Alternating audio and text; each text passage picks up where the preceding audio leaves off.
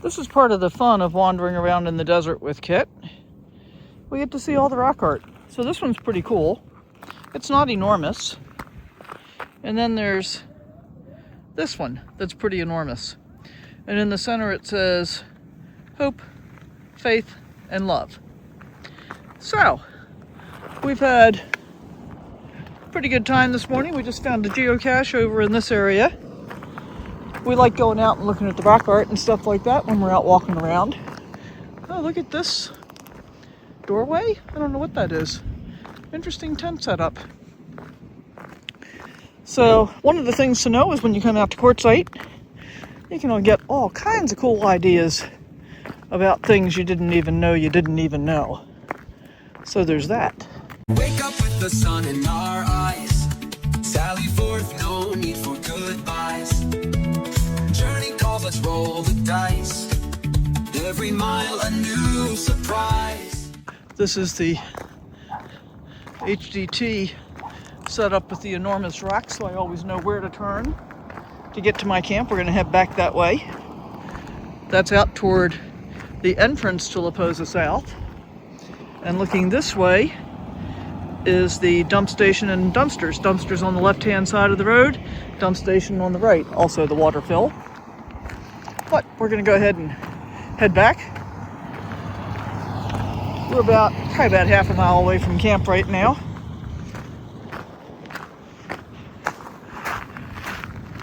And see, I'm very comfortable showing you these details because finding things in the desert is really difficult until you get super familiar with it. So your chances of stumbling upon my camp, pretty slim, because as I said, we're pretty far back off the main road. And yeah, I think we're gonna just work on finishing up our walk. Remember when we were talking about washes the other day? We had just a little bit of rain yesterday, and now we've got a fair amount of water in the wash.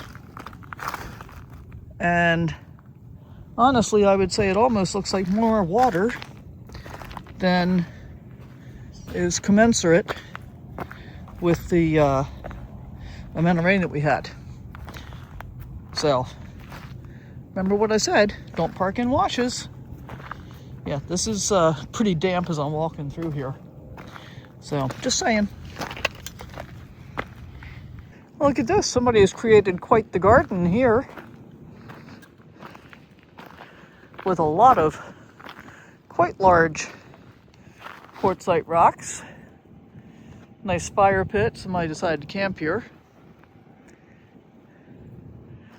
Very, very cool. That took a lot of effort, huh?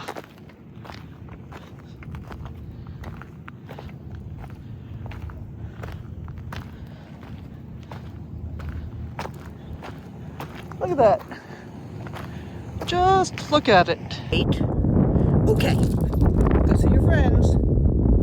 Go see your friends.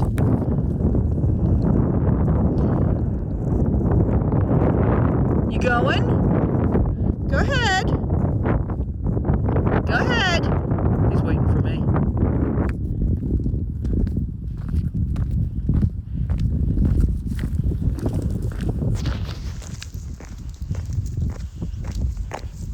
There he goes.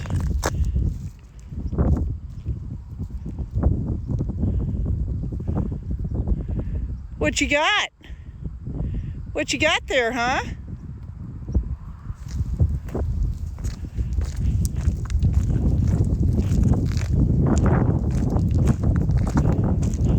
Yeah, so he doesn't want to be real far away from me, which is good. You gonna go see Lisa? Go see Lisa. There you go.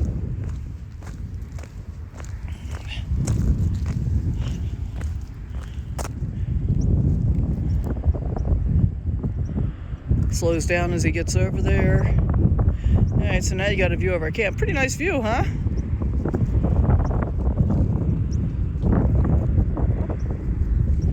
All right, we're gonna go ahead and get back over here, collect our puppy dog, drink some coffee with my friends, and then I'll get busy doing some other stuff today. But I hope you've enjoyed seeing the rock art. And yeah, found another geocache this morning, so that was cool. And it's a beautiful day after yesterday's huge overcast and cloudy skies and rainstorms. Yeah, we'll take it. Right, Kit? We'll take it. Hey, Tribe, Sally here. I got a couple of quick E-trike updates for you. I just wanted to share with you a couple of things I left out from my previous video. And we're going to try to take you along for a ride today. This isn't really my first ride, but it's the first ride I'm going to take you on. And give you some impressions of how I feel about this thing. Oh, there's Herbie leaving. Okay, so the first thing is, I did not have the headlight on previously, because I ended up calling Lectric about another question that I had. And turns out they give you a bag of stuff that's labeled as spare parts, but they're not really spare parts. So that bag included the bolt and washers for the headlight, which I've now installed, and a headlight extension cable, which gets it from the headlight itself, connects right here, and then all the way back. I haven't cut the zip ties yet. I want to make sure that it all travels properly before I cut the zip ties off. And then I didn't show you this, and you're not going to get a great view of it, but this is the rack in the up position. Now, unfortunately for me, because I have a ladder on the back of my RV, it actually interferes with the edge of this, so I can't get it fully engaged to be able to get the locking pin in place. So it could actually fall to this angle if I were to drive down the road this way. And I'm kind of thinking that's not the best angle to be driving at. I think I'm probably better either fully up or fully down. So I'm going to leave it fully up for driving. But in the meantime, from a storage perspective, that's the cover I just have kind of over the rack right now while I'm getting ready to go for a ride. But it's kind of nice. I can just fold the ramps up and, you know, leave it in place and tilt this rack up when we're parked, like this. But as I said, even if I'm not taking the trike with me when I go drive into town or whatever, I'll put the rack back down and lock it into place into that position. All right, so let's get ready and go for a ride. How about that? And we got to get Kitster loaded up. I guess I'll show you that too. Okay, how's this for a weird view? Oh, this is going to be very weird. All right, so you're looking at the dashboard. You're looking at what I see if I were riding. Let's start right here with these levers. These are the parking brakes. So we're going to put the levers back, squeeze the brake levers, and now the parking brakes are off. And you can see, speaking of off, the pedal assist is also off. So we're going to set that to, this is the second screen. This is the one that I like to watch it on. See, I've only ridden 3 miles so far. So we're going to go up. And then it shows we're in Eco right here, which you probably can't see. So let's see, how do we get back? Oh, not a touch screen. So you can see it says Eco right here. Hopefully you can see that. I think I got it in there for you. And we're going to go back to the second screen, which shows us trip distance for how long we will have ridden this time, the time that it's out, the total odometer, and our average speed as we're riding. And then on the next screen, it shows you cadence, motor power, amps, and volts. So right now we're at 52.7 volts. We're still at 100%. We've ridden 3 miles total so far. And we're going to get going. So in order to get going, now I'm going to switch the screen up just so you can see the ride. How about that? That's a pretty good view of the desert. So we're going to go ahead and pedal just a little bit. And we're still in beginner mode. So in beginner mode, what that means is that the throttle only will not operate above 5 miles an hour. And then once I get used to this a bit more, we'll get out of beginner mode. But for now, we're just going to stay in beginner mode. So we're going to go for a little ride through the desert. Currently doing 5 miles an hour, and I'm just pedaling. I'm not using any throttle or anything. But I have the option to not pedal at all and just throttle if I want to. but I have to slow down more for you to be able to see what that looks like. So I'm going to do that in just a second. Going over kind of a giant anthill there. One of the things that I'm busy getting used to, and you're kind of seeing it, is the three-wheel riding perspective is very different from a two-wheel riding perspective, you know, bicycle versus tricycle. Same thing's true of motorcycle versus motor trike. And I would often have people come through my motorcycle safety classes that said, yeah, I want to ride a trike. I said, well, this isn't going to do you a whole lot of good because they operate entirely differently, which is very, very true. And part of that is, part of what I have to be cognizant of now, and I apologize if the camera angle gets all weird and whatever, because I have to look around at certain things as I'm riding. So part of what I'm cognizant of now, or have to become so, is, I don't know if you can see this rock right here. So I got to think about where that rock is in relation to where the rear wheels are. So the front wheel is, you know, I'm centered over the front wheel, but the rear wheels are 30 inches, they're on a 30-inch axle, so including the fenders, I think they're 30 inches wide. And so that's something you got to be aware of in terms of running over things. So even though I might clear a rock with my front wheel, I may run over it with one of the rear wheels. And the other thing that I noticed the other day, when I took it out just for a few minutes, was that when the road is not relatively even, as it is now, although it's bumpy, but when it's, you know, like there's a dip from the wheel ruts from vehicles, steering becomes much more difficult to me. Now, I also know that that's something I'm going to get used to eventually. So let's talk about a few other things in terms of ride comfort. So the tires that are on my E-trike, and I don't know that they all ship with the same tires all the time, but the tires on my E-trike say to inflate to 35 to 60 PSI. I currently have mine set at 45, is what I set them till. And I imagine it would probably be a slightly more comfortable ride even if I took a little bit of the power out of that. Of the power. A little bit more air out and heard them down to like 35, maybe 40 PSI. But because my goal is to be able to ride into Quartzsite, and before I go that far, guys, because it's going to be, whoops, there's a big rock.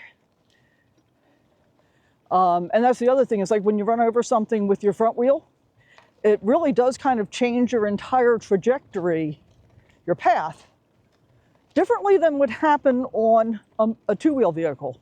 So it's a little bit odd. It's going to definitely be something to get used to.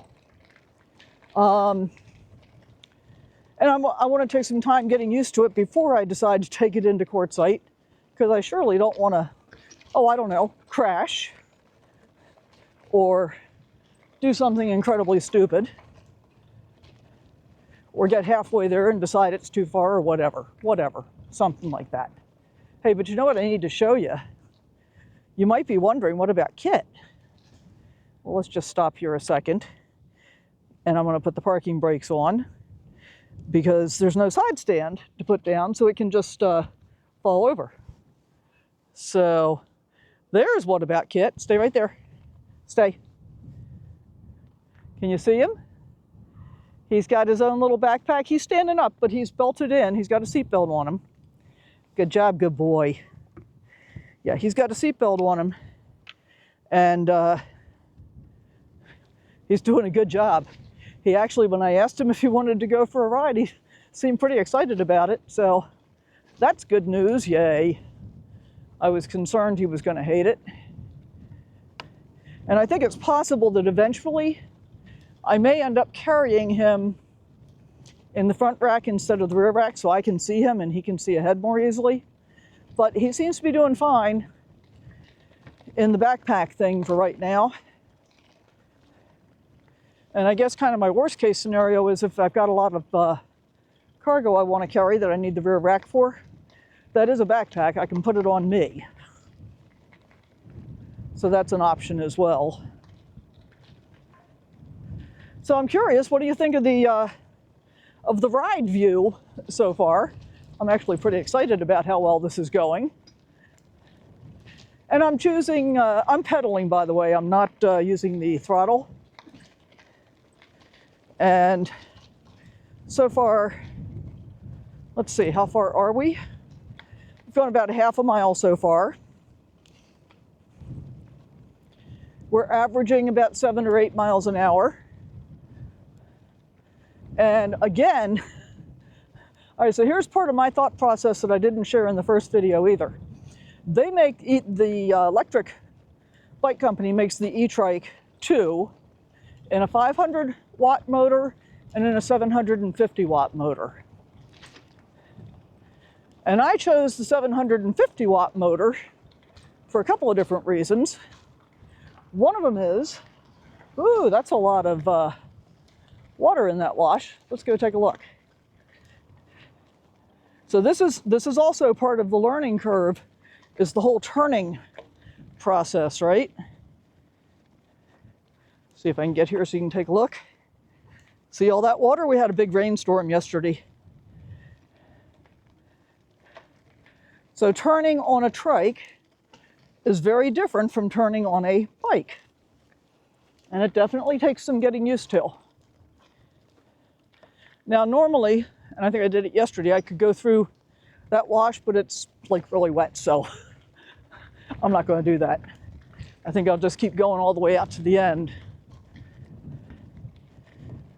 and then come around, because basically not only am I taking you for a ride, I'm taking my trash for a ride as well. And of course I forgot what it was that I was just talking about a moment ago. Oh, the 750 watt motor versus the 500 watt motor. So obviously 750 watts is bigger, but the two biggest differences between the two are that, yeah, I think we're going to go through this one that doesn't look wet. Slightly damp, I think is what we're going to call it. So the 500 watt motor comes with a lower capacity battery. And so that also means overall a reduced distance for the battery. And it also comes with reduced speed. Now, before I did a whole lot of research, I'd already decided I wanted the 750 watt motor. And I hadn't done a whole lot of research yet. But the other difference is that this one, the 750 watt, has the bigger battery, the bigger capacity. It also has a higher maximum speed. Now, on typical e-bikes that I've had previously, oh, that doesn't look too bad now. I'm looking for water because, you know, whoops. And I'm going to slow this down a little bit because I don't want to go too fast through this wash. That was no pedaling and no throttling coming downhill. And now coming uphill, because I'm in the lowest pedal assist mode, I added just a little bit of throttle. Just a little bit. And we're going to go over here to the dumpsters. Over to my left here is the dump station. And then over to my right is the water fill, and I'll show you that on the way out.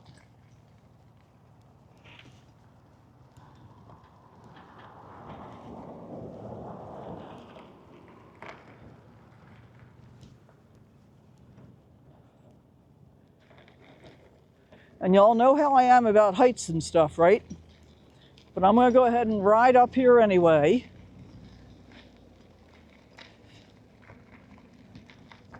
And I'm using the lowest pedal assist coming up the hill. Getting over here kind of close to the dumpsters, which are starting to stink, by the way. And once again, because we're on a little bit of a hill, I'm putting the brake on. getting my garbage. Garbage. So I store things in Ziploc bags, usually gallon-sized Ziploc bags, sometimes quarts, depending on what I'm storing. And I have it set up, or I have my habit set up, so that when I empty a Ziploc bag, then I use that bag for garbage. And I like that system because things that are wet, fruit peelings, vegetable peelings, tea bags, coffee grounds, all that kind of stuff, all that wet stuff. Well, how you doing, Kit? Good? You doing good? Okay. All of that stuff contains its smells and any potential mess in the Ziploc bag, so that's cool. All right, so this is the first time we've been out on the road here. We are now heading out toward the entrance. We're going to test the throttle. Yeah, see, I can get a lot more throttle now. 12 miles an hour. I am in, can't tell if I'm in turbo or what. Let's see. No, I'm in Sport Plus. There's one more. So this is turbo, I think. Yeah. So I'm doing a little over 12 miles an hour, and I'm A-okay with that. That's actually faster than I really feel like I need to go. But this is one of the reasons that I chose the E-trike too, guys. I am throttling now, I'm not pedaling. And so what that means is that if I get into Quartzsite and I get tired, well, I can throttle all the way back if I have to. And I think it still says I'm at 100% battery.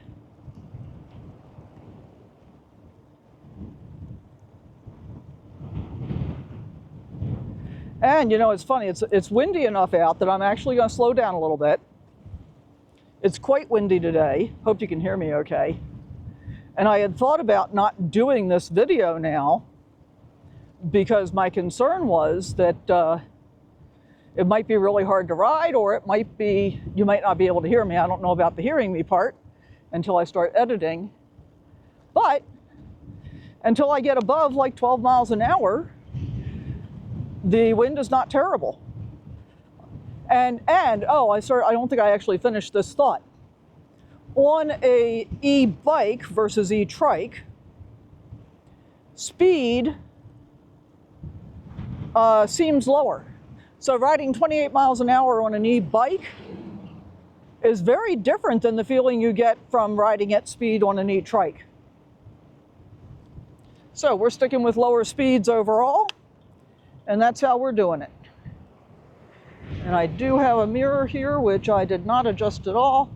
And since I'm on the main road, I should be able to see behind me. And I can also see Kit in the mirror just a little bit, so that's cool. And the wind's getting nastier, so I think I'm gonna ride down to the entrance station and I'll turn around and head back.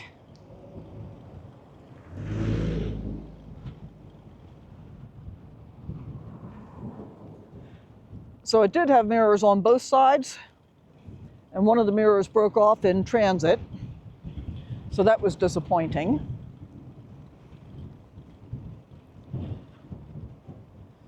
But to their credit, Lectric is sending me a brand new mirror. Actually, it's a set of mirrors. I saw the order in my email the other day. Let's move over for this guy to go around me.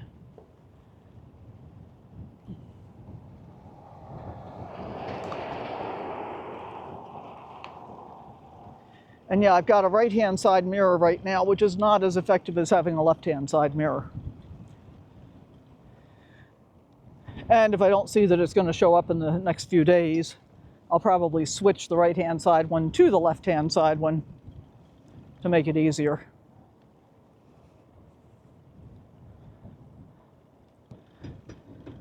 And I guess I'm going to keep jabbering for just another minute or two until we get out here to the entrance station, just so I can show you what that looks like. And then I'm going to head back to my camp, but I'm not going to show you where it is. If you happen to figure out where I'm camped and you see me out and about, please feel comfortable coming up to say hello. But, you know, if you think you recognize my rig and my door is closed and or I'm inside, I'm not outside, don't come to the door, please. That's my home. Oh, and this is this tan bus coming up. That's Herbie. Herbie's channel is My Nomadic Dream. He's parked right across the road from me. So I guess I just told you, if you figure out where he is, you're probably going to figure out where I am. All right, we are almost back out to the entrance here.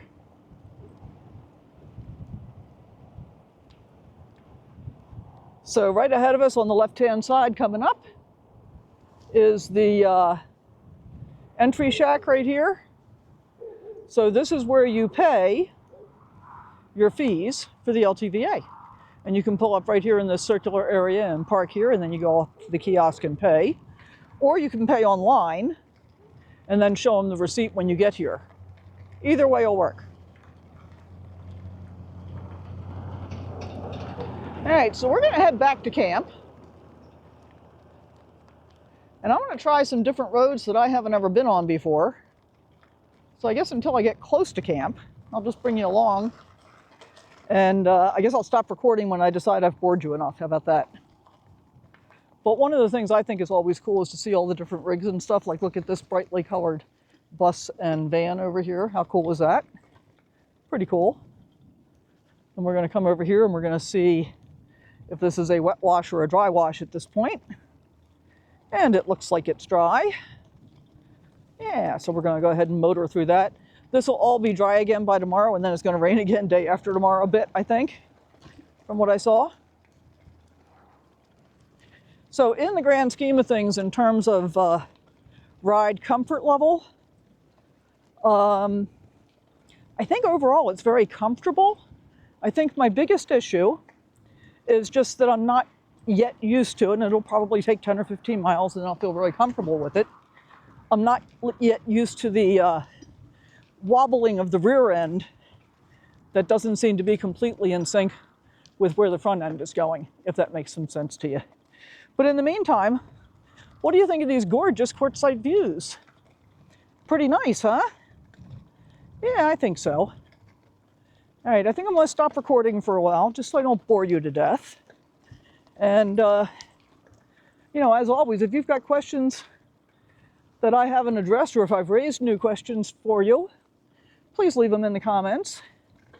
And even if you don't get answered personally, you'll likely get answered in the mailbag on Mondays. So make sure you check that video out as well.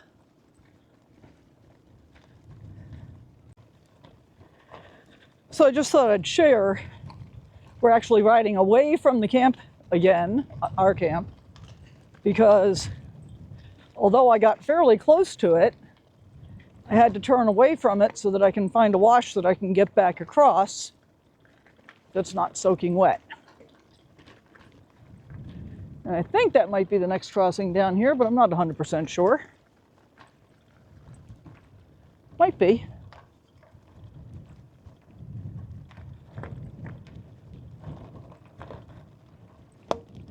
But I think I still have one more wash I need to cross after this one. It's really hard to tell sometimes, guys.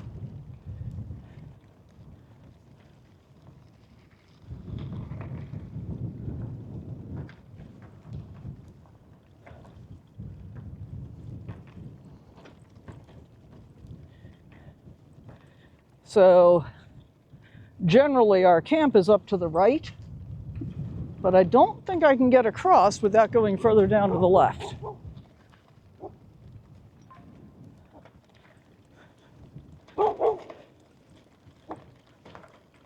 I'm going to go down here and look. And I'll probably have to turn around and go back. Oh, yeah. Yeah, I walked down here before. Okay. I'm going to have to go way back down to the left. to be able to get to a place where I can actually cross. And so this is the daytime. Now imagine trying to find your way home in the dark, especially when you haven't been super familiar with the area. Hi, puppy. Good job, Kit Kit. And so I'm pretty sure that the next crossing I come to down here is going to be too steep and wet for me to be able to go through. But we'll see. We can see some people coming up walking this way.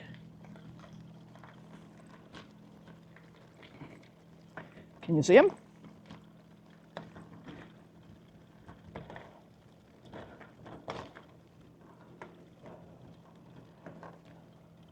So on these rocks and stuff, you know, at this point I'm getting a little more comfortable, so I'm averaging about 7 miles an hour. The speed, again, to me, is an issue of comfort.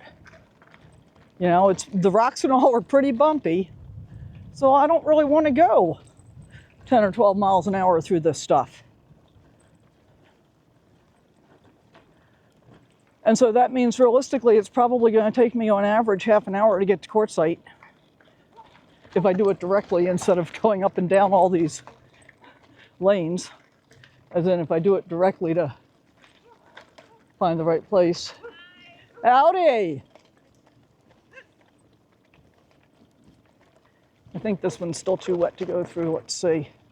Well, it's also pretty steep.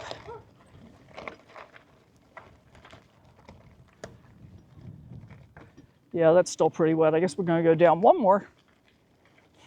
Almost, probably maybe as far as we went when we came out to the trash area. All right, I'll get it figured out. I see no need to drag you along with me the entire way. So I'll see you back at camp if I've got any final thoughts to share. Or if I see something spectacular, I'll turn it back on again. How about that? Okay, so I've actually been pedaling. I'm using pedal assist, but I'm pedaling and propelling this myself up to 11 miles an hour now. See, this is what happens when you start to get comfortable. It's easier to go faster and so forth. And it occurred to me as I was doing that I feel a little bit like the Wicked Witch from The Wizard of Oz. Remember at the beginning of The Wizard of Oz when she's riding on the tricycle, or I guess it's a bicycle, but you know, the legs pumping furiously and the bike running along like that. I don't know. That's what went through my head just now. So as you can see, we're coming back to our camp. There's Herbie over there with the bus. And we are over here. Henry's straight ahead.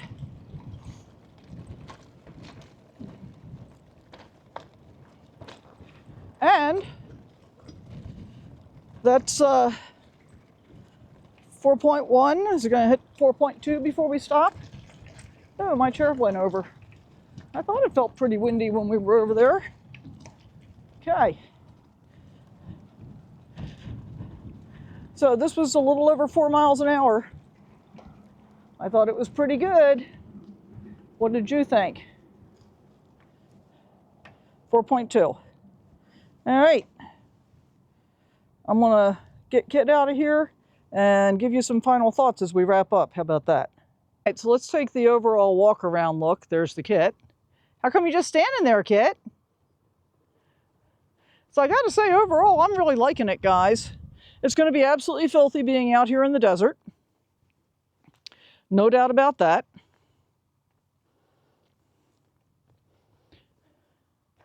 So you can see I've got a mirror on the right-hand side, but not on the left-hand side. I'm going to give you a better view of the dash, including the fact that my phone is still attached here. I do want to show you this phone holder, though. So if you look down here, see this red clip? When it's pointed in that direction, my phone cannot come out. It's completely locked in. I don't know if I can do it with my left hand. But when I slide it to the left side, now it's loose, and I don't want to do it from that direction and drop my phone. So you pull up on the top. Pull up on the top here, and then the phone will slide out. So that's pretty cool. I'm actually very happy with that phone arrangement. And this is the first one that I've ever had that you don't have to screw in. This is just a thumb release right here. So that works really, really well. Remember to always lock the brakes when you stop. I'm going to need to tighten up the headlight itself because as we were riding, it was drooping down. So I'm going to tighten that up just a little bit so it's not pointing directly at the ground. But it's supposed to be a nice bright headlight. And I'm going to go ahead and cut the zip ties off for the headlight extension. And I think we are pretty complete. I am going to look for something else for the back though, for Kit.